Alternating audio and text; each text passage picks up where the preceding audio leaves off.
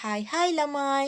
ඔන්න අදත් මම ඔයාලට වීඩියෝ එකක් අරගෙන ආවා. අද මම ඔයාලට කියලා දෙන්න යන්නේ ජපන් භාෂාවේ කොහොමද අපි මාසයේ දින ගණන් කරන්නේ කියලා.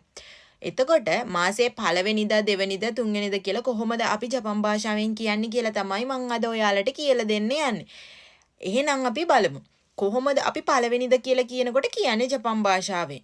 පළවෙනිදා කියලා කියනකොට අපි tsuitachi එහෙම නැත්නම් ichinichi කියලා කියනවා. දෙවෙනිදට කියනවා ෆුත්සුකා, තුන්වෙනිදට කියනවා මික්කා, හතරවෙනිදට කියනවා යොක්කා, පස්වෙනිදට කියනවා ඉත්සුකා, හයවෙනිදට කියනවා මුයිකා, හත්වෙනිදට කියනවා නනෝකා, අටවෙනිදට කියනවා යෝකා, නවවෙනිදට කියනවා කොකොනෝකා, දහවෙනිදට කියනවා තෝකා.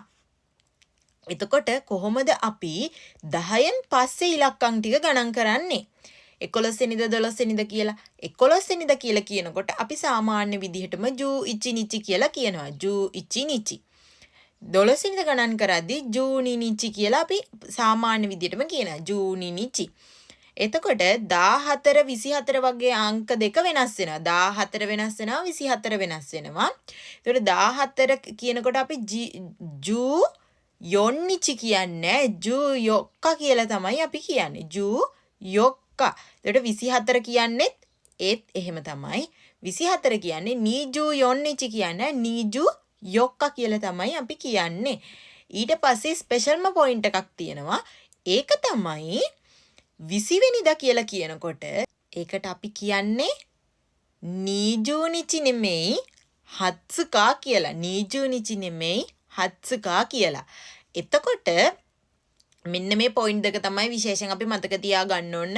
ජූයොන්නිචි නෙමෙයි ජූයොක්කා 20ට කියන්නේ අපි හත්සුකා කියලා.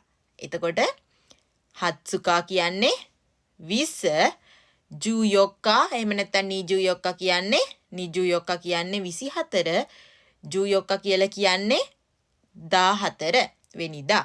එතකොට මතක තියාගන්න ඒක. එහෙනම් කොහොමද අපි මොන දවසද කියලා කියන්නේ? කවදද කියලා අහනකොට නන්නිචි දෙස්කා නන්නිචි දෙස්කා කියලා තමයි අපි කොහොමද කවදද කියලා අහන්නේ. කවදද කියලා අහන්නේ නන්නිචි දෙස්කා. එහෙනම් අදට මං ගිහින් එන්නම්. මිතෙකුරතේ අරිගතෝ.